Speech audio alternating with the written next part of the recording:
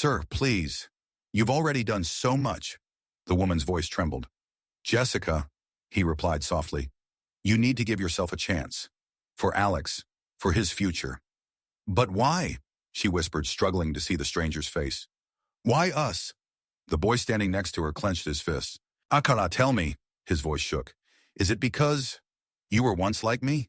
The stranger silently removed his cap and sunglasses. The woman's eyes widened. The boy froze. You, he began, barely breathing. Is it true? You're him? Silence. Only the faint noise of the city outside the window. The most incredible part is still ahead. Stay tuned to find out how it all ends. And don't forget to like and subscribe so you don't miss it. Ronaldo walked at a measured pace through the bustling streets of New York City. The spring wind ruffled his hair, and the sun inexorably broke through the high-rise buildings, as if trying to touch the asphalt. He had just finished a grueling photo shoot for a new sports brand. 6 hours of smiles, stage kicks, and perfected poses for the camera. 6 hours of pretense. Now, when no one recognized him under his dark glasses and baseball cap, he could finally breathe a sigh of relief. These moments of anonymity in a strange city were priceless to him. Only at such moments could he allow himself to be just a man, and not a legend locked in a cage of fame. 17 years of professional career, he whispered under his breath as he walked around a group of tourists. And for what? The question hung in the air. Of course, he knew the answer. For the sake of the trophies that were gathering dust on the shelves of his mansion. For the sake of contracts, the amount of which had long ceased to matter. For the sake of world fame, which had once seemed an impossible dream for a boy from the island of Madeira. But today, walking through the streets of an unfamiliar city, he felt a strange emptiness. Suddenly, his thoughts were interrupted by a sharp shout. Hey, mister! Please, mister! Ronaldo turned around. On the street corner, near a shabby brick wall, stood a skinny boy holding a piece of cardboard. The inscription on it, written in crooked letters, read, "Help my mother. We need money for medicine." Something about this picture made Ronaldo stop. Usually he passed by such scenes, an integral part of any metropolis. His managers always said, don't interfere, don't stop, donate through trusted charities. But today he froze. Perhaps it was the boy's gaze. There was a mixture of weariness and some kind of unchildlike determination in his eyes. A look that seemed strangely familiar. It reminded Ronaldo of his own reflection in the mirror many years ago. Hey, kid. Ronaldo came closer, leaning slightly so as not to look threatening. What's your name? The boy looked at the stranger with suspicion. He clutched the cardboard tighter, as if he was afraid it would be taken away. Alex, he answered quietly after a pause. Alex, Ronaldo repeated. What happened to your mother? The boy hesitated. Then, apparently deciding that he had nothing to lose, he spoke. She is sick. Seriously, she needs medicine. But we have no money. He hesitated, clearly not used to talking about his problems. We live in the Good Hope shelter now. They help there, but there is not enough for medicine. His eyes were shining, but he held on. He didn't cry. How old are you, Alex? 12. And you're already working? Ronaldo pointed at the cardboard. It's not work, the boy objected, a hint of pride in his voice. I just want to help my mom. She does everything for me, always has, even when things were really bad. Something tightened in Ronaldo's chest. He remembered his mother, her sacrifices for his dream, her hard work so he could play football, the slight tremor in his legs after a 12-hour shift, but the unwavering belief in his talent. Where is your mother now? At the shelter. She's worse today. She couldn't get up. The boy's eyes darkened. I left early. There's still time before school. I need to have time to pack something. Ronaldo looked at Alex carefully. The worn jacket, clearly from someone else's shoulder. The jeans torn at the knee, not because of fashion, but because of wear. But clean hands and neatly combed hair. A child who was still cared for, despite the difficult situation. Let's go, Ronaldo said decisively. Where to? Alex asked warily, instinctively taking a step back. Let's have breakfast first. You must be hungry, and then we'll visit your mother. Alex frowned, clutching his cardboard tighter. Why do you need this? Who are you? Ronaldo smiled and took off his sunglasses. There was no recognition in the boy's eyes. It seemed football was not part of his difficult life. My name is Cristiano, and I want to help. Why? Alex asked stubbornly, still not moving from his spot. Good question, thought Ronaldo. Why today? Why this boy? Was it because of the strange feeling of emptiness that had haunted him for the last few months? or because he saw himself, his past, in this child's gaze? Because sometimes people need help, he answered simply. And if I can help, why not? Alex still had doubts.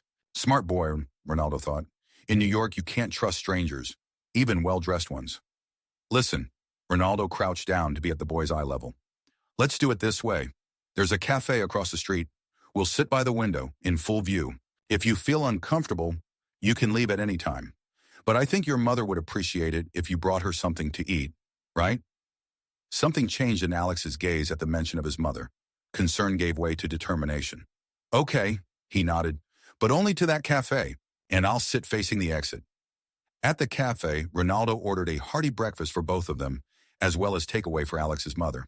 The boy ate slowly, carefully, but it was obvious that he was hungry. Between bites of his sandwich, he stole glances at his new acquaintance. You're not American, he finally noticed. You have an accent. That's right, I'm from Portugal, Ronaldo answered. How long have you been in New York? All my life, Alex shrugged. We used to have an apartment in the Bronx, but then my mom got sick, couldn't work, and we were evicted. He said it without self-pity, simply stating a fact. It reminded Ronaldo of himself again in his youth. No self-pity, just moving forward. And your father? Ronaldo asked cautiously. The boy's face immediately closed. I don't have a father. Ronaldo didn't insist. Instead, he asked, do you go to school? Yeah, Alex nodded. PS 112. I like math and... He paused as if afraid to continue. And what else? Physical education, the boy admitted quietly, especially when we play football. Ronaldo's eyes lit up. Really? Do you like football? Alex perked up for the first time during the entire conversation. Yes, I watch all the games that are shown in the common room of the shelter. And when Jesus, our duty officer, allows us to play in the yard, I am always the first one to run out. And what position do you play? Everywhere, Alex answered proudly. But most of all, I like scoring goals. His face suddenly took on a dreamy expression. You know, I once saw Lionel Messi play on an old phone that a neighbor from the shelter gave me before he was taken in by a new family. I still get goosebumps when I remember how he dribbled past 5 defenders and scored. Ronaldo could hardly contain his smile. Of all the players, the boy had mentioned his main rival. Fate clearly had a sense of humor. Do you like football? Alex asked. You could say that, Ronaldo answered evasively. I understand a thing or two about him. After finishing breakfast, they headed to the Good Hope shelter, an old 4-story building with peeling paint but clean windows. The inside smelled of disinfectant and last night's dinner. The elderly woman at the front desk raised her eyebrows in surprise when she saw Alex with a stranger, but the boy quickly explained. Mrs. Collins, this is Mr. Cristiano. He bought breakfast for Mom. Can we go up? Mrs. Collins studied Ronaldo carefully, then nodded. Room 307. But Dr. Rivera just examined her, so maybe she's asleep. When they reached the 3rd floor, Alex knocked on the door and called quietly. Mom, are you awake? A weak voice answered, Come in, son. The room was tiny. 2 narrow beds, a nightstand, a small table, and 2 chairs. A woman was lying on one of the beds. She looked exhausted, but there was still a spark of life in her eyes. Seeing Ronaldo, she looked at her son with concern. Alex, who is this? This is Mr. Cristiano, Mom. He bought us breakfast and wants to help. The woman tried to sit up, but her strength clearly left her. Ronaldo quickly came over and helped her into a sitting position. Jessica Martinez, she introduced herself in a weak voice. I'm sorry I can't stand up.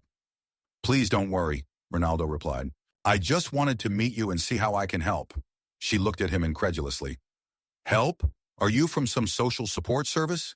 No, ma'am, I just met your son today, and I thought maybe there was something I could do. Her expression changed from wariness to reserved dignity. Haha.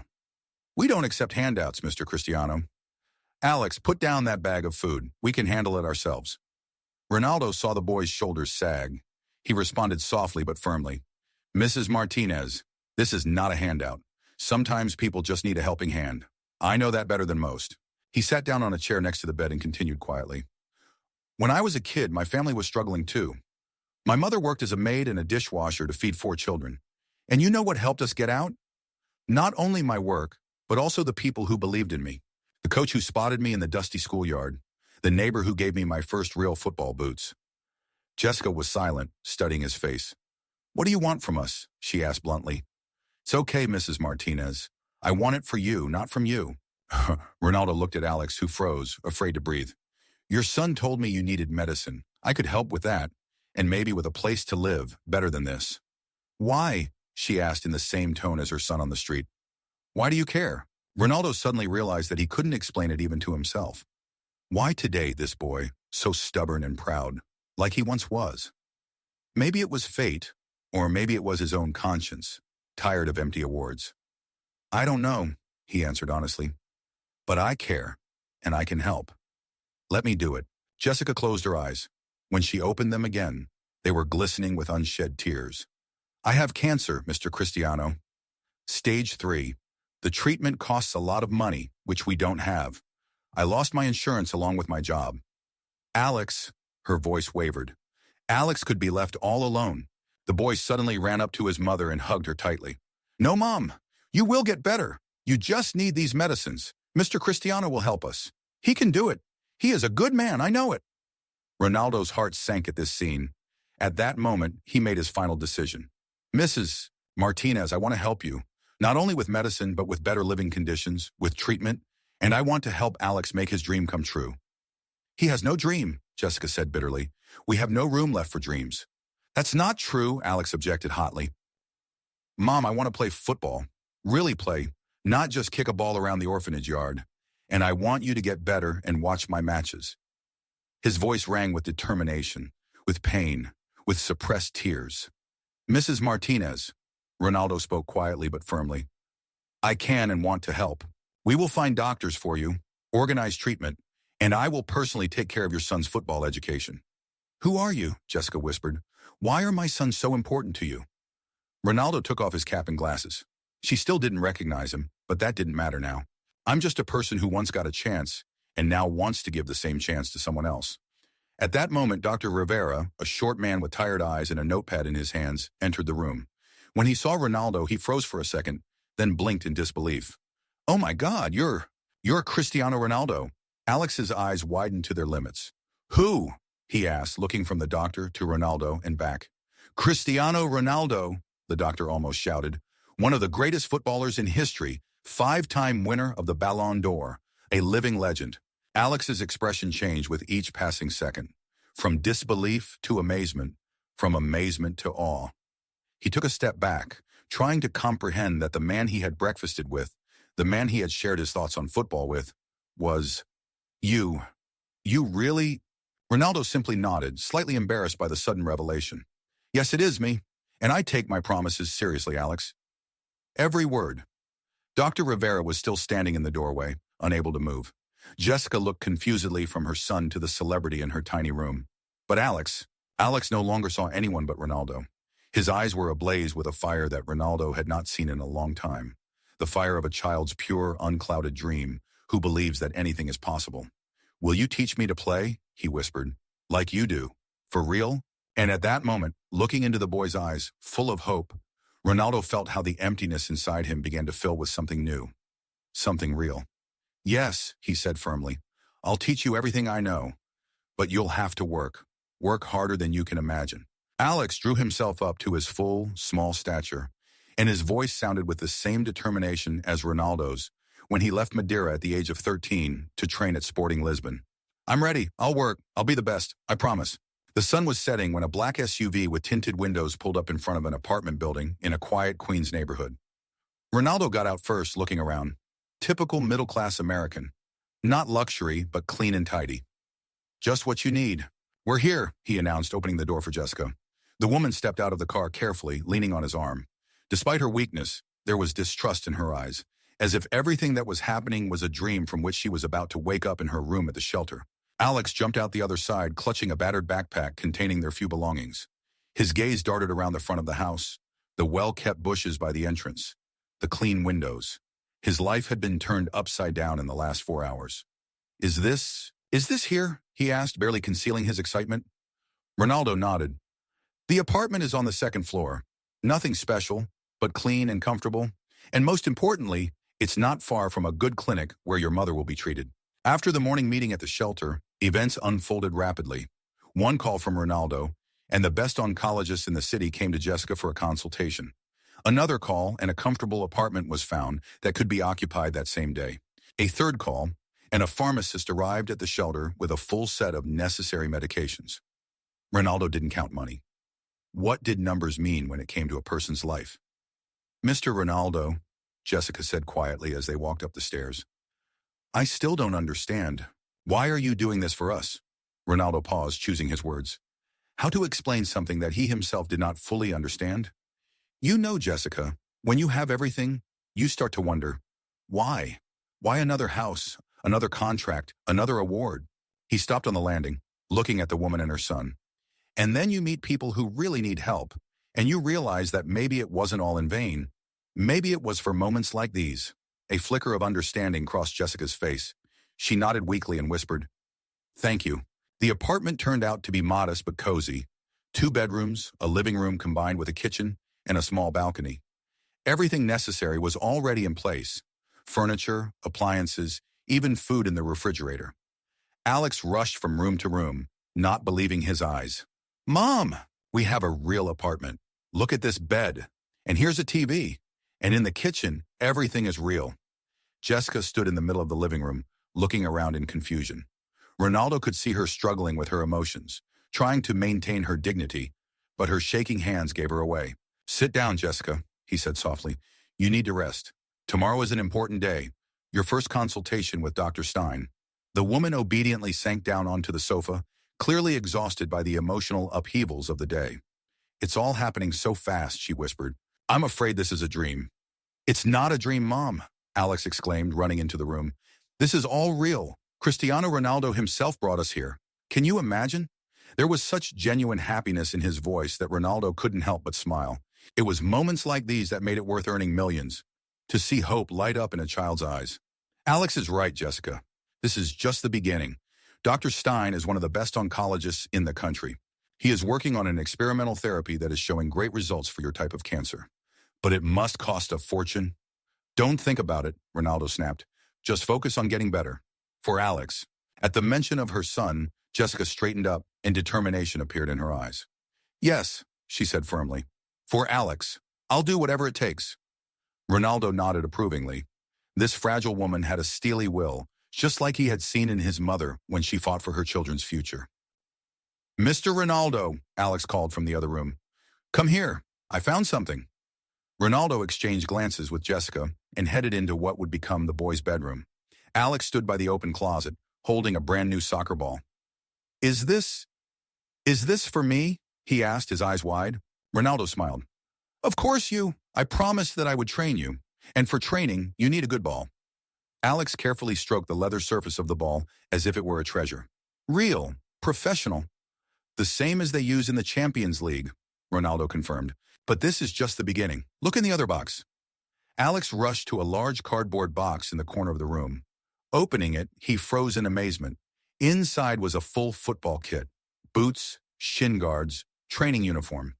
This is all for me, he repeated, not believing his eyes. If you're serious about training, you need to have the right gear. Alex clutched his boots to his chest as if they would disappear if he let go of them. I've never had real boots, he whispered. Ronaldo came closer and put his hand on the boy's shoulder. You know, Alex, when I was your age, my first pair of real boots were a gift from a neighbor. Before that, I played in old sneakers, and sometimes barefoot. Alex looked up. Really? You were poor too? Very much. There were 4 of us children, and my mother worked as a cleaner. Sometimes there was barely enough food for everyone. But how did you become like this?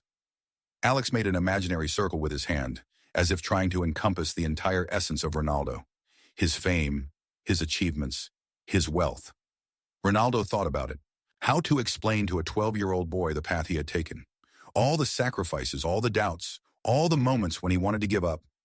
I never stopped dreaming, he finally said, and I never stopped working on myself. Every day, every hour, every minute. When the other boys were resting, I was training. When they were sleeping, I was running. When they were partying, I was practicing my kicks. And you weren't offended? Alex asked quietly. That you can't do the same things they do? Ronaldo squatted down to be level with the boy. All sorts of things happened, Alex. But you know what I realized? The path to a dream is never easy. If you really want to achieve something, you have to give up a lot. The question is, are you ready to make such sacrifices? Alex gripped his boots tighter. I'm ready. I'll work very hard, I promise.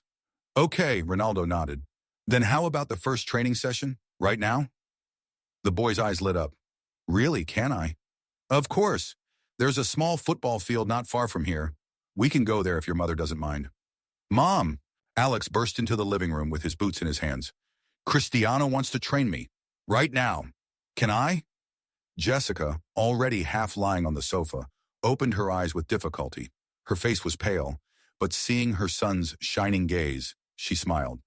Of course you can. Just don't go too far, okay? Don't worry, Jessica, Ronaldo assured.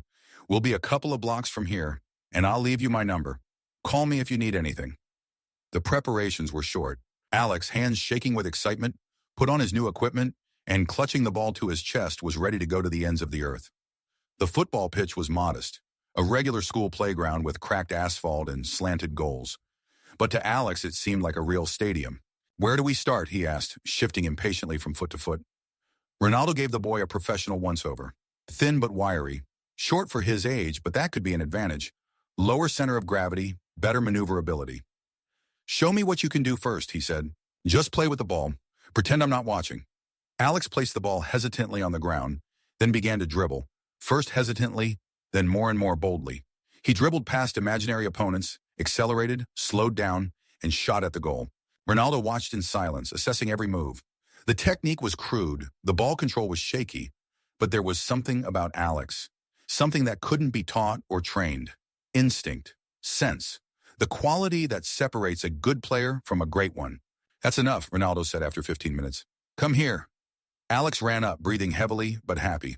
Well, how am I? Am I good? He asked hopefully. Ronaldo looked at him seriously. Honestly, you have terrible technique, a weak shot, and no understanding of positional play.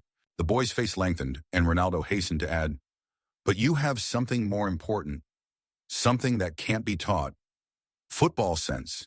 You instinctively know where the ball will be, and you have hunger. I can see it in your eyes. You want it more than you want to breathe. Alex smiled uncertainly. So, I'm not hopeless? There are no hopeless ones, Alex. There are those who are willing to work, and those who are not.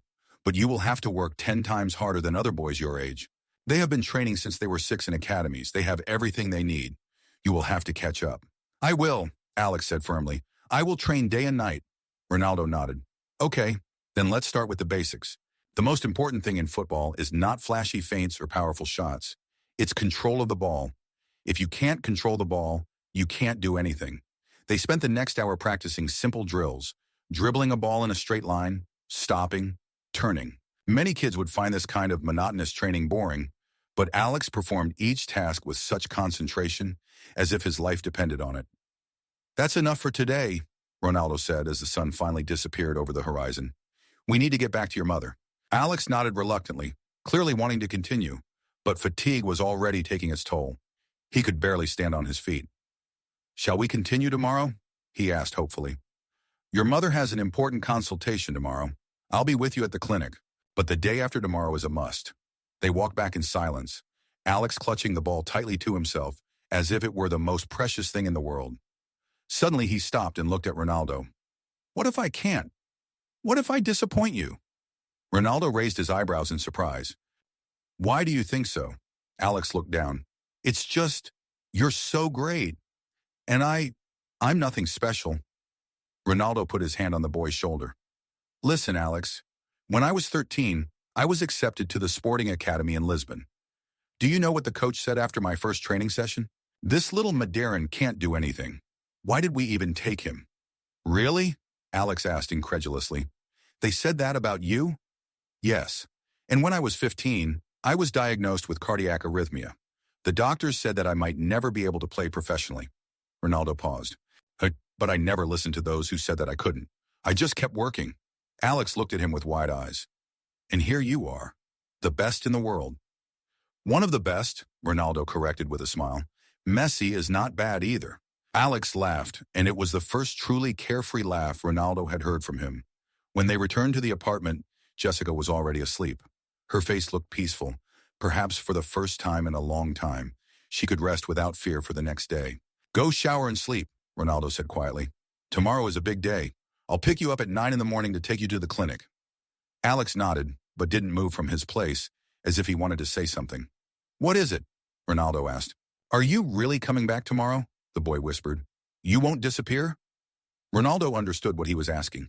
How many times in his short life had Alex seen people promise to help and then disappear? How many times had his hopes been dashed? Alex, Ronaldo said seriously, looking the boy straight in the eye. I give you my word. I won't disappear. I'll be here until your mother gets better and until you get back on your feet. That's a promise. Alex looked at him with a long, searching gaze, as if trying to look into his soul. Then he nodded slowly but decisively. I believe you. For some reason, these 3 simple words sounded more important to Ronaldo than any standing ovation from the stadiums. The morning greeted them with bright sunshine and a cloudless sky, as if nature itself had decided to support them on this important day. Ronaldo arrived exactly at 9, as promised. Entering the apartment, he saw that Jessica was already ready, in a simple but neat dress, with her hair gathered in a modest bun. She looked nervous but determined. Good morning, Ronaldo greeted her. How are you feeling? Better, she replied with a slight smile. These new drugs really do help, and, for the first time in a long time, I slept in a real bed. Ronaldo nodded, pleased. This is just the beginning, Jessica. Dr. Stein is a real magician. If anyone can help, it's him. Alex emerged from his room wearing a new t-shirt and jeans that Ronaldo had ordered delivered the night before. He looked like an ordinary boy from a well-to-do family, no trace of the orphanage life. Ready? Ronaldo asked. Alex nodded, then suddenly asked, Can I take the ball with me? Just in case. Ronaldo smiled. Of course, a real footballer never parts with the ball. The New Hope Clinic was housed in a modern glass and steel building. Inside, the atmosphere was calm and professional. No hospital bustle or drug smell. They were already expected. The administrator, seeing Ronaldo, nodded respectfully and led them straight to the chief oncologist's office. Dr. Stein was a tall man with gray hair and a keen gaze. He stood up to greet them as they entered. Mr. Ronaldo, he shook the footballer's hand, then turned to Jessica. Mrs. Martinez, I understand? Pleased to meet you. I've reviewed your medical records that were given to me. We have a lot of work to do, but I'm optimistic. Jessica smiled weakly. Doctor, I need to know, do I have a chance? Dr. Stein gestured for her to sit down and took the seat opposite. I won't lie to you, Mrs. Martinez. Your case is complicated. Stage 3 cancer, metastases in the lymph nodes. But, he raised a finger, we have a new experimental treatment protocol that shows excellent results in cases like this. A combination of immunotherapy and targeted drugs. Experimental? Jessica asked, alarmed. Is it dangerous? All cancer treatments carry risks, the doctor answered honestly. But this protocol has already passed the second phase of clinical trials with impressive results. In patients with your type of cancer, complete remission was observed in 67% of cases. This is a very high rate. Ronaldo, standing by the window, listened attentively. He had specifically chosen Dr. Stein, not only because he was one of the best oncologists in the world, but also because he was known for his straightforwardness. No false hopes, no empty promises. What does the treatment include? He asked. Dr. Stein unrolled a complex diagram on the computer screen. First, a course of immunotherapy to strengthen the body's own defenses, then targeted drugs that attack specific mutations in cancer cells. In parallel, maintenance therapy to minimize side effects. Will it hurt? Jessica asked quietly, glancing at Alex, who was sitting in the corner of the office, clutching his soccer ball tightly. I won't hide it. The side effects can be serious, the doctor replied. Fatigue, nausea, temporary weakening of the immune system. But we will do everything possible to make your treatment as comfortable as possible. Jessica took a deep breath. When do we start? If you agree, then today, I will order a ward to be prepared. You will have to stay in the clinic for the first phase of treatment, about a week. Then if all goes well, you can continue as an outpatient. Jessica turned to Alex. Darling, did you hear?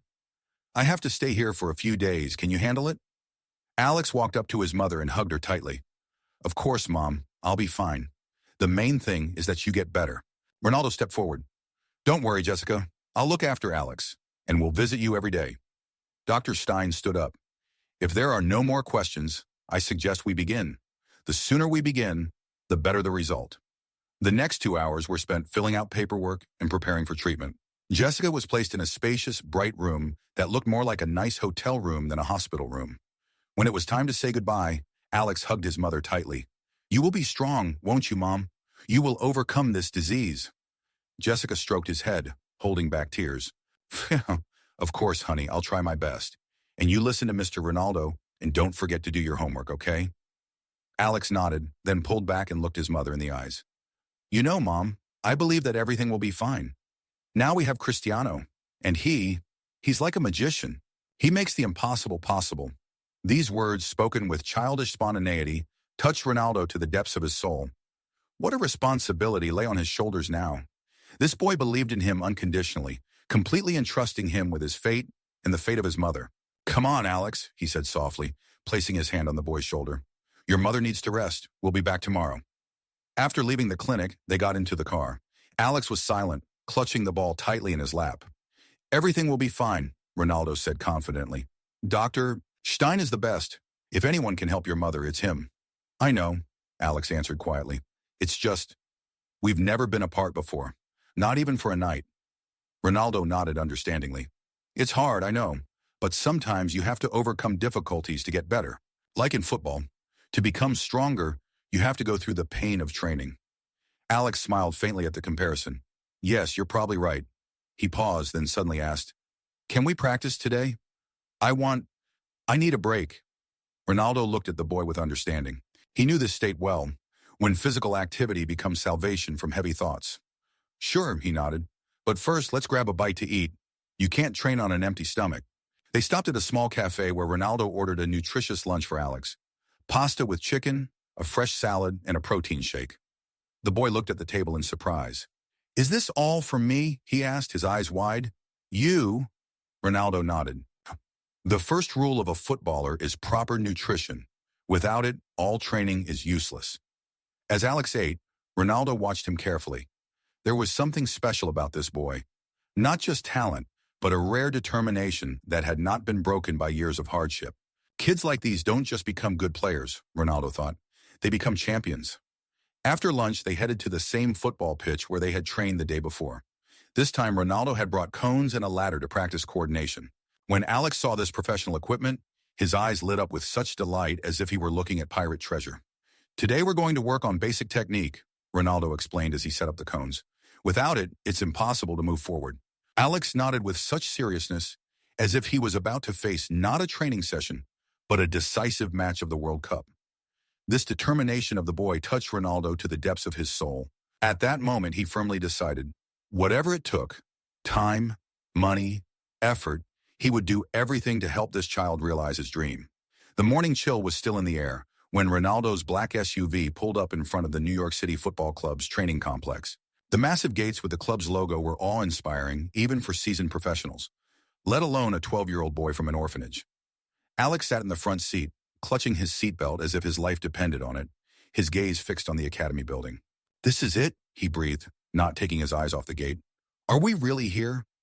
Ronaldo nodded, watching the boy's reaction. Yes, exactly here. I arranged a viewing with the head coach of the youth team. It had only been 3 days since their first meeting, but in that time, Alex's life had turned upside down. His mother was getting the best treatment. They were living in a normal apartment, and now this was a chance to get into one of the best football academies in the country. Ready, Ron? Ronaldo asked, turning off the engine.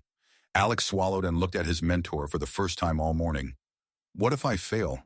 What if they say I'm not good enough? There was real fear in his eyes, not the superficial fear that children feel before a test or a school performance. This was the deep existential terror of a man for whom failure means the collapse of his last hope. Ronaldo turned to the boy and put his hands on his shoulders. Listen to me, Alex. You will not fail. You know why? Because failure is not when you fall. Failure is when you refuse to get up. Even if today they say you're not good enough, we'll just keep training and come back again and again, as many times as it takes. But I'm already 12, Alex whispered. Isn't it too late? I was 13 when I moved to the mainland to train, Ronaldo replied. A lot of people thought that a little boy from the island would never amount to anything, that I was too small, too weak, too different. He paused. You know what I told them? Alex shook his head. Nothing. I just worked harder than everyone else. Every day, every hour, every minute. While others were resting, I was training. While they were sleeping, I was improving. And in the end, my football spoke for me. Something changed in the boy's gaze. The fear was still there, but something else had been added to it. Determination. I will work harder than anyone, he said firmly. I promise, Ronaldo smiled. That's the mood. Now let's go. They're waiting for us. The training complex was even more impressive on the inside than on the outside. Perfectly manicured pitches, modern equipment, professional trainers working with boys of different ages. Alex turned his head, trying to absorb every detail. Mr. Ronaldo, a burly middle-aged man approached them, holding a tablet. Nice to see you again. Is this the boy? Yes, Mike, this is Alex, Ronaldo introduced. Alex, this is Mike Oliver, head coach of the youth team under 14. The coach extended his hand and Alex shook it timidly. So, Alex, Ronaldo says you have potential, Mike said, looking the boy over carefully. But to be honest, I'm skeptical. Most of the kids here have been training since they were 6 or 7. Alex looked down, but Ronaldo saw his shoulders tense, not with fear, but with determination. Give him a chance, Mike, Ronaldo said calmly. That's all I ask. The coach nodded. Of course, I'll give him a chance. But no concessions. Everything is fair here. I'm not asking for any concessions, Ronaldo replied. Only for a fair assessment. Mike turned to Alex. Okay, kid, get changed and get on the field. We'll start with basic exercises, then we'll split the guys into teams for the game. Let's see what you can do. Alex nodded and, taking one last look at Ronaldo, headed towards the locker room. Is he really that good? Mike asked when the boy had left. Ronaldo looked thoughtfully after Alex. To be honest, no. Technically, he is far from the level of your guys, but he has something more important, instinct and hunger. He wants it more than breathing. Mike nodded understandingly. Instinct and hunger. Well, let's see how far they take him. Ronaldo watched the training from the sideline. The basic exercises began, dribbling, passing, stopping.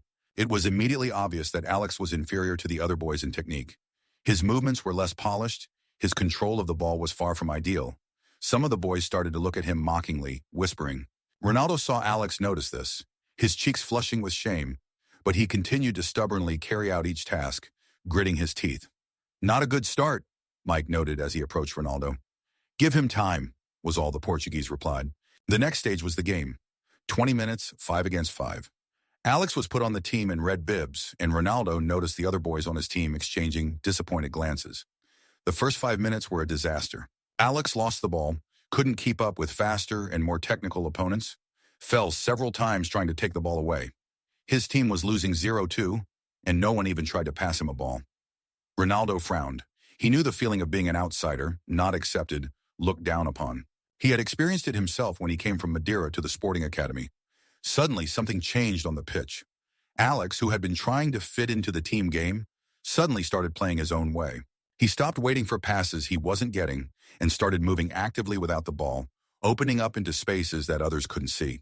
As the opposition attacked, he suddenly found himself in the right place, intercepted a pass, and to everyone's surprise, including himself, ran halfway across the field, dribbling past one opponent after another.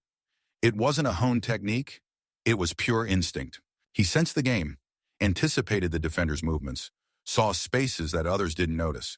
The final strike was not powerful or precise, but it was unexpected, and the ball slipped into the goal. There was silence on the field. Then one of the boys in the red shirt patted Alex uncertainly on the back. Good goal. Mike glanced at Ronaldo, and the Portuguese saw a glimmer of interest in the coach's eyes. That's it, Ronaldo said quietly. That's what I saw in him. The game continued, and although Alex did not score any more goals, something changed in the team's dynamics. They began to trust him with the ball, to include him in combinations, and he responded with selfless play, giving it his all, fighting for every ball as if his life depended on it. When the training session ended, Alex, drenched in sweat, with a scrubbish knee and a happy smile, approached Ronaldo. Well, he asked, breathing heavily, did I do it? Before Ronaldo could answer, Mike approached them. Not bad, kid. Technically, you're inferior to most guys, but your understanding of the game. It's interesting. Come tomorrow. Let's see what you show. When the coach left, Alex's eyes widened. He said to come tomorrow. That means... It means you have a chance, Ronaldo finished for him. But only a chance. Nothing is guaranteed. You'll have to prove yourself every day, every training session. I will, Alex exclaimed hotly. I will work so hard that they simply won't be able to not take me. Ronaldo smiled at this determination. That's the right attitude. Now let's go. We need to visit your mother. On the way to the clinic, Alex couldn't sit still. He was constantly fidgeting, remembering every minute of training, every movement, every mistake, and every lucky moment. I need to work on my technique, he said seriously. They're all so fast and precise. And that guy, Jason, he dribbles so well. And Marco, the way he shoots. Ronaldo listened with a smile. This thirst for knowledge, this desire to improve, this is what separated the great players from the merely good ones. Don't try to be like them right away, what he advised. Everyone has their own path. You have to find your strengths and develop them. What are my strengths? Alex asked. Ronaldo thought, your vision of the field. You see spaces that others don't. And your instinct. You feel where the ball is going to go, where the opponent will be. You can't learn that, Alex. You have to be born with it. The boy's eyes lit up. Really? Is it important? That's the most important thing, Ronaldo confirmed. Technique can be honed through training. Physical fitness can be improved. But instinct, it's a gift. When they arrived at the clinic, Jessica was already waiting for them. She was sitting in a chair by the window of her room, and Ronaldo was pleased to note that she looked a little better. There was a sparkle in her eyes that had not been there before. Mom! Alex rushed to her, but at the last moment he slowed down, remembering her fragile state, and carefully hugged her. You won't believe what happened today. Jessica smiled, stroking her son's head. Tell me everything, darling. Alex began talking excitedly about the training, about the football academy, about the other boys, about his goal. His eyes were shining, his hands were gesturing vigorously, showing how exactly he had dribbled past the defenders. Jessica listened with a smile, without interrupting. When Alex finished, she turned to Ronaldo. Thank you. I haven't seen him so happy for a long time. Ronaldo shook his head. It's all his own doing. I just gave him the opportunity.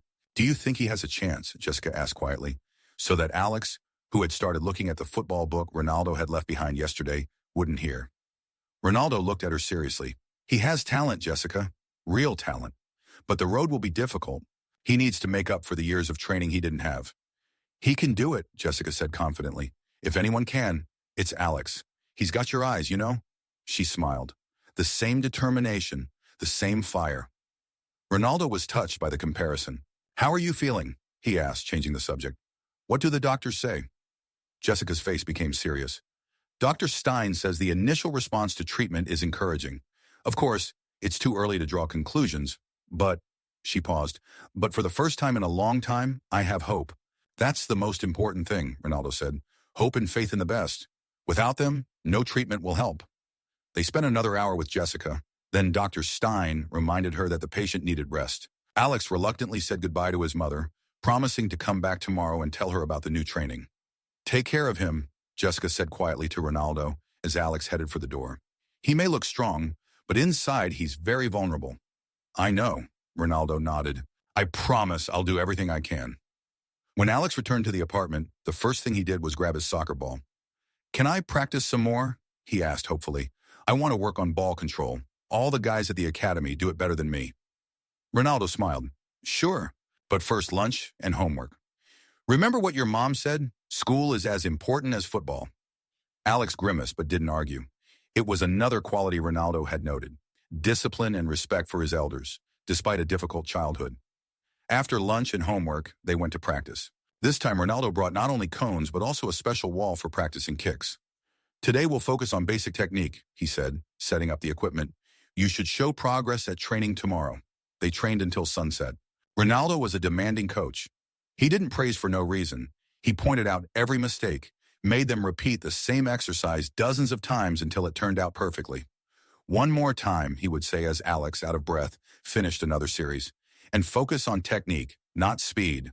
By the end of the workout, Alex was barely able to stand. Sweat was pouring off him, his legs were shaking with fatigue, but his eyes were filled with the satisfaction of a man who knows he is a little better than he was in the morning. You're a good student, Ronaldo said, helping to assemble the equipment. You're not afraid of hard work. I want to be the best, Alex answered simply. Like you. Ronaldo smiled. Do you know what the hardest part of striving to be the best is? Alex shook his head. Understand that this is an endless journey. There is no point where you can stop and say, that's it, I'm the best. Now I can relax. There is always room to grow. There is always something to work on. Alex nodded thoughtfully. I understand, and I'm ready. I know, Ronaldo said. That's why I believe in you. That night, Alex fell asleep as soon as his head hit the pillow. Ronaldo quietly closed the door to his room and returned to the living room. He was proud of his new protege, but also worried. Would the boy be able to withstand such stress? Had too much fallen on his shoulders at once? His mother's illness, a sudden change in his life, new demands, a new environment? A phone call interrupted his thoughts. It was Mike Oliver from the academy. "Ronaldo, sorry for calling late," the coach began. "I just wanted to say that I've consulted with other coaches about your boyfriend." And, Ronaldo tensed up, opinions are divided. Some think he's too raw, that will waste our time. Others see potential in him. Mike paused. "Either way, we'll give him a chance. A week of training with the team. Then we'll decide." "Fair enough," Ronaldo agreed. "I don't ask for more. But I have to warn you," Mike continued. "Some parents have already expressed dissatisfaction. They say we only took him because of you, that it's unfair to the other boys who don't make the cut." Ronaldo frowned. "That's not true. I just asked to give him a chance. Nothing more." "I know," Mike reassured him, "but you know what it looks like. A world football star brings a boy in, and he's immediately taken on for a tryout, bypassing the usual procedures." "I understand," Ronaldo sighed. "Well, then Alex will have to prove that he deserves a place in the team, not because of me, but because of his talent." "Exactly," Mike agreed. "And frankly, I'm not sure he can handle it. The technical lag is too great." "Give him time," Ronaldo asked. "He learns quickly." After this conversation, Ronaldo could not sleep for a long time. He understood that he had put Alex in a difficult position. The boy had to not only catch up on technical skills, but also overcome the prejudice that he was taken only because of his connections. The next morning, Alex woke up before dawn. Ronaldo found him in the living room, practicing the tricks he had shown the day before with the ball. "How long have you been training?" Ronaldo asked, surprised by such self-discipline. Alex shrugged. "I don't know. An hour, maybe more. I woke up and couldn't fall asleep again. I kept thinking about training." Ronaldo smiled. "That's good. But remember, rest is important too. The body needs to recover." Over breakfast, Ronaldo decided to talk to Alex about what awaits him at the academy. "Look, Alex, there's something you should know. Some people will say that you were accepted into the academy only because I asked for you." Alex stopped chewing and looked up. "This is true?" "Partly," Ronaldo answered honestly. "I did ask for a chance, but the decision to take you on trial was made by the coaches after they saw you play." Alex nodded slowly, considering what he had heard. "So I need to prove that I am worthy of being there." "Exactly. And it won't be easy. You have to be prepared for the fact that some guys, and even their parents, may be biased towards you." The boy's face became serious. "I'm used to being treated with prejudice. At school, everyone knew I was from an orphanage. Some kids didn't want to be friends with me because of that." Ronaldo felt a pang of pain for this small but strong-willed boy. "Do you know what I did when people doubted me?" he asked. "What?" Alex's eyes lit up with curiosity. "I spoke with my performance. I trained harder than anyone, played better than anyone, and in the end, they couldn't ignore me." Ronaldo leaned closer. "People may not believe the words, Alex, but they can't ignore the results." Alex nodded decisively. "I'll show them, with my game." "That's the mood," Ronaldo approved. "Now finish your meal and get ready. We have a busy day ahead." Before training at the academy, they stopped by the clinic. Jessica was in a good mood. The night had passed without complications, and Dr. Stein spoke of preliminary positive results. "Just continue your treatment and hope for the best," Ronaldo said as he said goodbye. "And Alex and I will take care of everything." On the way to the academy, Alex began to feel nervous again. "What if they decide not to take me?" "What then?" he asked, fiddling with his seatbelt. "Then we'll keep training and try again," Ronaldo replied calmly. "Or we'll find another academy. There are many paths to the goal, Alex. Never get stuck on one." When they arrived, the training had already begun. Mike nodded to them and motioned for Alex to join the warm-up. "He trained all night," Ronaldo said quietly to the coach. "He woke up before dawn." Mike raised his eyebrows. "Seriously, huh? Well, let's see if it helps." Ronaldo stayed to watch from the sidelines. Alex moved more confidently today. The warm-up went smoothly, and in the exercises with the ball, he showed noticeable progress. Not perfect, but much better than yesterday. But the real test began when the coaches called the game. This time the format was different. A full match, 2 halves of 20 minutes, 11 on 11. Alex was placed on the left flank of the attack, a position that requires not only technique, but also speed, endurance, and the ability to play one-on-one. It was clear from the first minutes that the other boys were hostile to him today. They hardly gave him the ball, and when they did, the opponents attacked especially hard. Alex ended up on the grass several times after rough tackles. Ronaldo frowned as he watched. It wasn't fair, but that was the reality of football. A new player always had to prove his right to be on the team. After another fall, Alex struggled to get up. His knee was bleeding. Mike approached him. "Do you want to take a break?" the coach asked, assessing the injury. Alex shook his head, wiping the blood from his knee. "No, sir, I'm fine." There was a determination in his eyes that made Mike nod approvingly. The coach knew from experience that sometimes it was that fire, that unwavering will, that separated the future champions from those who would remain merely good players. The game resumed, and something changed in Alex's behavior. Instead of waiting for the ball when it wasn't given to him, he began moving constantly, opening up into space, offering unexpected solutions. His movements became more purposeful, more deliberate, and gradually his teammates began to notice. The turning point came 15 minutes into the second half.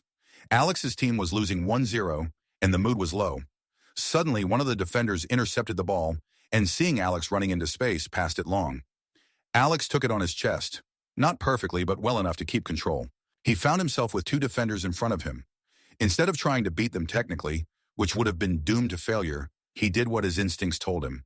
He cut sharply to the right, then suddenly moved left, confusing both opponents. Space opened up, and Alex found himself one-on-one with the goalkeeper.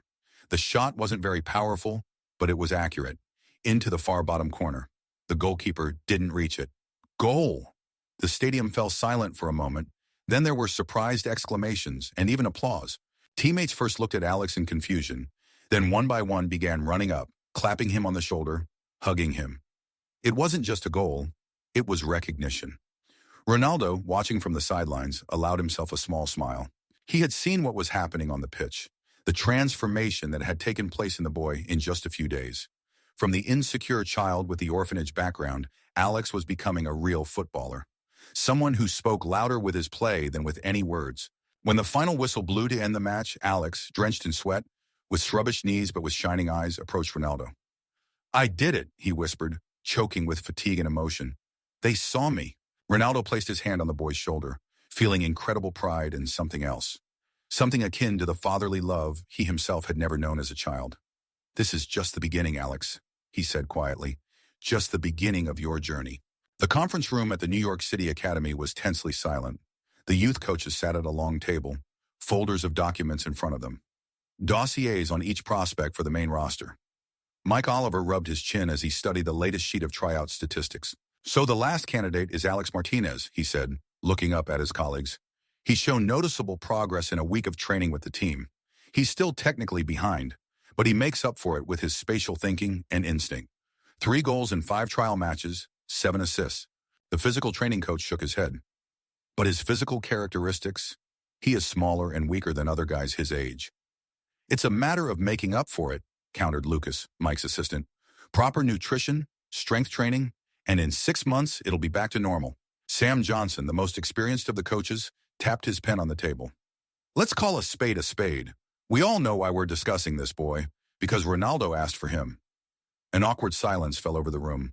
Mike frowned. It's not fair, Sam. Yes, Ronaldo initially asked to give the guy a chance, but we judge him by his results like anyone else. Really? Sam raised an eyebrow. Then why are we even thinking? With such a technical lag, any other boy would have been expelled after the first practice. Mike leaned back in his chair. Because sometimes talent isn't in technique. Did you see his goal in the last game? That pass a second before the press? You can't teach that, Sam. You either have it or you don't. Still, Sam sighed, the other boys' parents are already asking questions. It's creating an unhealthy atmosphere on the team. You know what? Mike slammed the folder shut. I'm taking responsibility. We're giving him a place on the team, conditionally for 2 months. If he doesn't show the proper progress, we'll kick him out. If he does, he'll stay. It's all fair and square. Sam shrugged. Whatever you say, boss. Your team, your call.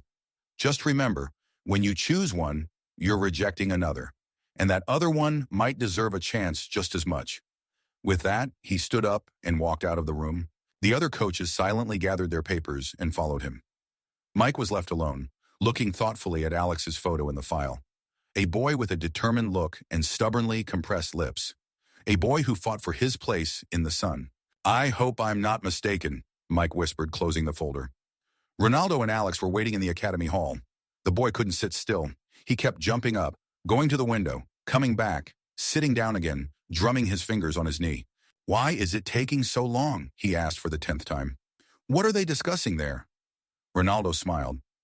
Patience, Alex. The decision to take a player into the academy, especially in your case, is a big step. They need to be confident. What if they say no? The boy's voice wavered. Ronaldo put his hand on his shoulder. Then we'll continue training and try at another academy. Or here again when you're stronger. One refusal isn't the end of the road. Alex nodded, but Ronaldo could see how worried he was. The boy had put his heart and soul into training that week. He woke up before dawn every morning to work on his technique before the main sessions. He stayed up late every night, working on what he hadn't been able to do during the day. His hands were calloused, his knees bruised, but he never complained. The doors to the conference room opened, and Mike Oliver walked out, his face unreadable as he walked towards them. Mike, Ronaldo stood up to greet the coach. How did it go? Mike turned his gaze to Alex, who froze, afraid to even breathe. It wasn't an easy decision, he began. You have a serious technical disadvantage, Alex, and some coaches think that's too big a minus. The boy's face began to turn pale, and his eyes filled with despair. But, Mike continued, his voice taking on a new edge, most people, including me, see things in you that can't be trained. Game intelligence, instinct, character. He paused as if enjoying the moment.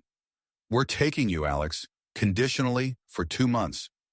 During this time, you must prove that you deserve a permanent place on the team. The world seemed to stop for Alex. He stared at the coach in silence, unable to believe what he was hearing. Then slowly his face began to light up with a smile. Not a normal childish smile, but a glow of pure, unadulterated happiness. Thank you, he whispered. Thank you, sir. I won't let you down, I promise. Mike nodded. I'm counting on it.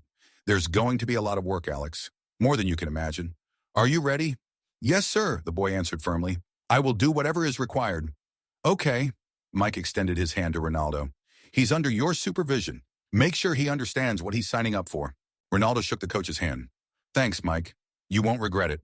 When Mike left, Alex finally let his emotions out. He jumped up, let out a joyful cry, then ran to Ronaldo and hugged him tightly. I did it, he cried. They got me. Ronaldo hugged the boy back, feeling his own heart fill with pride. You deserve it, Alex, he said. With your work, your determination. We need to tell Mom. Alex pulled back, his eyes shining. She needs to know first. Ronaldo nodded. Of course. Let's go right now. When they arrived at the clinic, the nurse greeted them with a concerned face. Mr. Ronaldo, it's good you came, she said quietly, pulling him aside so Alex wouldn't hear. Mrs. Martinez had a difficult night. The side effects from the treatment were worse than expected. Ronaldo frowned. Dearie, how serious is it? The nurse shook her head. Dr. Stein is with her now. He will explain everything. But, she glanced at Alex, who was waiting impatiently at the reception desk. It might be better for the boy to wait here. Ronaldo understood what this meant, but he could not deprive Alex of the opportunity to share his joy with his mother. No, he said firmly. He must see her. It's important for both of them. The nurse nodded reluctantly and led them to Jessica's room. On the way, Ronaldo called Alex closer and said quietly, Look, Alex, your mom is having a hard time with the treatment. She may look weaker than she did yesterday. But that's normal, you know? It happens. The medications take away your strength first, so they can help you get better later. Alex nodded seriously. I understand. I will be careful. Ronaldo could hardly hide his concern as they entered the room. Jessica looked significantly worse than she had the day before. Her face was pale, almost gray, and there were dark circles under her eyes. An IV was attached to her arm, and a vital signs monitor stood next to her bed. Dr. Stein, standing by the bed, turned to them. Mr. Ronaldo, Alex. Good to have you here. Alex, seeing his mother's condition, froze on the threshold. His joy instantly turned to fear. Mom? He called uncertainly. Jessica turned her head with effort and smiled weakly. Hi, honey. Sorry for not getting up. I'm a little tired today. Alex slowly approached the bed, as if afraid that any sudden movement could harm his mother. It's okay, Mom, he said, taking her hand carefully. You need to rest. Ronaldo exchanged glances with Dr. Stein and asked quietly, What's happening? The doctor took him aside. A strong reaction to chemotherapy. We expected side effects, but they turned out to be more intense than expected. The immune system is seriously suppressed. There are signs of anemia. Nausea does not stop. Is it dangerous? Ronaldo asked bluntly. The doctor sighed. I won't lie to you. The situation is serious. We are adjusting the treatment protocol, adding supportive therapy. But the next 48 hours will be critical. Ronaldo glanced at Alex, who was quietly talking to his mother, holding her hand. His heart sank at the thought that the boy could lose his mother now, when hope had finally appeared in his life. "Do your best, doctor," he said quietly. "Money is no object. Bring in the best specialists, use the most advanced techniques. Anything." Dr. Stein nodded. "Believe me, we're already doing everything we can. But sometimes even the best medicine is powerless against biology." He put his hand on Ronaldo's shoulder. "Be prepared for any outcome. And keep an eye on the boy." These words hit Ronaldo like a punch in the gut. The thought that Alex might be left all alone in this world was unbearable. In these few days, the boy had become more than just a ward to him. He had become someone much more important, almost a son. Ronaldo approached the bed. Alex was just finishing his story about how he was accepted into the academy. "And the coach said that I have something that can't be taught, Mom. Can you imagine? Now I'll be on a real team, with a uniform and everything." Despite her weakness, Jessica's eyes shone with pride. "I always knew you were special, Alex. Ever since you were born." She turned her gaze to Ronaldo. "Thank you for everything you do for my son." Ronaldo shook his head. "No, Jessica. Thank you for raising such an amazing boy, despite all the difficulties." They talked for about an hour. Alex talked about training, about the other boys on the team, about his plans. Jessica listened with a smile, although it was obvious that each word was difficult for her. Finally, the nurse entered the room and gently reminded that the patient needed rest. "We'll come tomorrow," Ronaldo promised. "In the meantime, rest and gain strength." Jessica nodded, then asked, "Can I talk to Alex alone?" "Just for a minute." Ronaldo and the nurse went out into the hallway. Through the glass door, Ronaldo saw Jessica speaking earnestly to her son, Alex listening with a tense face and nodding. Then the boy leaned over and hugged his mother tightly, and she stroked his head, hiding her tears. When Alex left the room, his face was pale but determined. "Is everything okay?" Ronaldo asked. Alex nodded. "Yes, Mom just said that she was proud of me, and that, no matter what happens, I should keep going towards my dream." Ronaldo squeezed the boy's shoulder. "Your mother is a very wise woman." On the way home, Alex was unusually quiet. He looked out the window at the city rushing past, lost in his thoughts. "She'll get better, won't she?" he asked suddenly, without taking his eyes off the window. Ronaldo's grip on the steering wheel tightened. He had never lied to Alex, and he wasn't going to start now. "Your mother is very strong, Alex, and she has the best doctors. But this kind of treatment is always a risk. Sometimes it gets worse before it gets better." Alex turned to him. "Do you think she will die?" The directness of the question shocked Ronaldo. There was no childish incomprehension in the boy's eyes. There was the adult, conscious pain of a man who knows all too well what loss is. "I don't know, Alex," Ronaldo answered honestly. "Nobody knows. But I believe she will fight with all her might. For you." Alex nodded silently and turned back to the window. They spent the rest of the journey in silence. The next morning, Ronaldo woke up to the sound of his phone ringing. It was 5 o'clock in the morning. He knew immediately that something had happened. "Mr. Ronaldo, doctor." Stein's voice was tense. "I need you to come to the clinic immediately. Mrs. Martinez's condition has worsened dramatically. We're doing everything we can, but you'd better bring Alex, just in case." Ronaldo felt a cold hand squeeze his heart.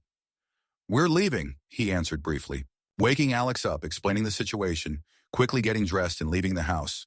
All this took no more than 10 minutes. The boy did not ask questions. It was as if he understood everything without words. At the clinic, they were met by Dr. Stein. His usually calm face looked worried. "Mrs. Martinez has developed a severe infection and a weakened immune system.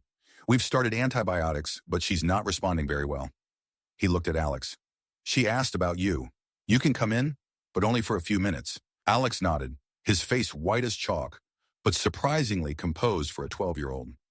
Dr. Stein led him into the room, and Ronaldo waited in the hallway, trying to cope with the emotions that had washed over him. 15 minutes later, Alex came out of the room. His eyes were dry, but there was such a deep pain in them that Ronaldo physically felt it. "She asked me to be strong," the boy said quietly. "She said she would always be with me, even if she was gone." Ronaldo knelt down and hugged Alex tightly. He found no words of consolation. Any words at that moment seemed empty and meaningless. They spent the next 2 hours in the hallway, waiting for news. Ronaldo saw doctors coming in and out of Jessica's room, new equipment being brought in, nurses running around with bags of blood and medication. Finally, around 8 o'clock in the morning, Dr. Stein came out to them. His face was haggard, and there was a deep weariness in his eyes. "We've stabilized her condition," he said. "The crisis is over, at least for now." Alex exhaled loudly, as if he hadn't been breathing the whole time. "Will she live?" he asked hopefully. Dr. Stein put his hand on the boy's shoulder. "Your mother is very strong, Alex.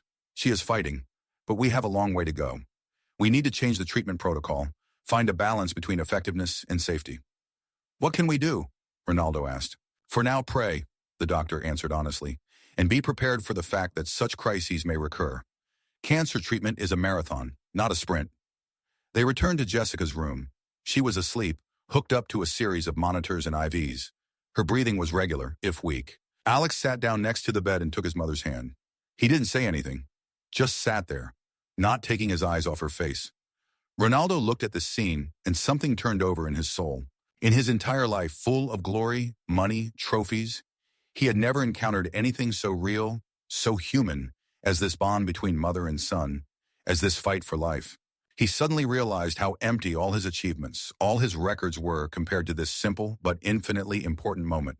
The moment when one person holds the hand of another, giving him the strength to live. "Alex," he called softly, "we need to go. You have your first official practice with the team today. Your mother would like you to go." The boy looked up. "I can't leave her." "You're not leaving her," Ronaldo said softly. "You're doing what she wants. You're continuing to pursue your dream. Remember what she said yesterday?" Alex hesitated, then leaned over and kissed his mother on the cheek. "I'll be back in the evening, Mom, I promise, and I'll try my best. For you." The atmosphere at the academy was electric. Everyone already knew that Alex, a boy with no football background, had been accepted into the team, and everyone was watching him with curiosity, and some with open hostility. Mike Oliver gathered the team in the center of the field. "Guys, we have a new player joining us today. Alex Martinez." He put his hand on Alex's shoulder. "I expect you to welcome him and help him get settled. We support each other on this team. Got it?" The boys nodded, but Ronaldo, watching from the sidelines, noticed a few skeptical looks. The training session began with a warm-up, then moved on to technical exercises. Alex tried his best, but fatigue and emotional stress took their toll. He made more mistakes than usual, lost concentration, and missed the ball. After one particularly bad mistake, a tall boy with red hair, Jason, one of the team's leaders, snorted loudly. "And this is the one who was chosen instead of my brother." "Seriously?" Alex froze, his face flushed with shame. Mike turned around abruptly. "Jason, one more word and you'll be running laps for the rest of practice." The boy fell silent, but his gaze cast at Alex was full of contempt. Ronaldo saw how hard it was for Alex. He wanted to come up to him, to support him, but he knew that this would only reinforce the prejudice that the boy was hired through connections. Alex had to earn the team's respect himself. After training, when the rest of the guys had already headed to the locker room, Alex approached Ronaldo. "I let you down," he said quietly, looking down. "I played terribly." Ronaldo put his hand on the boy's shoulder. "You didn't let me down, Alex. You went through things none of these guys went through, and you still went out there and tried. That takes real courage." "But now they think I'm not worthy of being here," Alex said bitterly. "Then prove them wrong," Ronaldo replied simply. "Not today, not tomorrow, but over time, step by step." Alex looked up. "Do you really believe that I can do it?" "I know you can do it," Ronaldo said confidently, "because I see in you what I saw in myself many years ago. An unwavering will, a core that won't break, no matter what happens." Thus began the most difficult days of Alex's life. Every morning, training at the academy, where he had to fight not only his own limitations but also the prejudices of the team. Then lessons with a private teacher hired by Ronaldo so that Alex would not fall behind at school. In the evening, a visit to his mother at the clinic, where Jessica was slowly, very slowly recovering from the crisis. And late at night, additional training with Ronaldo to make up for the technical lag behind his peers.